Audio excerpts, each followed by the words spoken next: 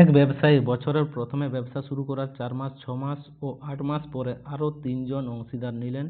4 জন যথাক্রমে 10,000, 8,000, 12,000 ও 16,000 টাকা বিনিয়োগ করেন। বছরের শেষে 8,000 টাকা লাভ হলে ওই ব্যবসায়ী কত টাকা পাবেন?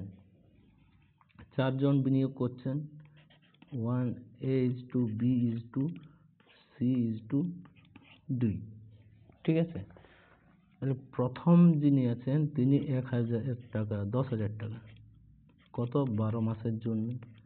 এবং বি কত বিনিয়োগ করছেন? 8,000 ইন্টু 8 মাসের জন্য, মানে 4 মাস পরে যেহেতু জয়েন করছে, ঠিক আছে। সি জয়েন করছে 6 মাস, মানে ওনার টাকা চলবে 6 মাস। এবং ডি কত আছে?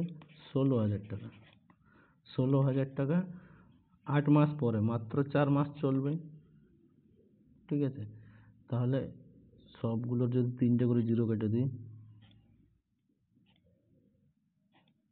তাহলে পাচ্ছি 120x, x যদি ধরে নিই 64x, 72x, এবং ডি পাচ্ছি 64x। 8 দিয়ে কাটা যাবে আশা করি।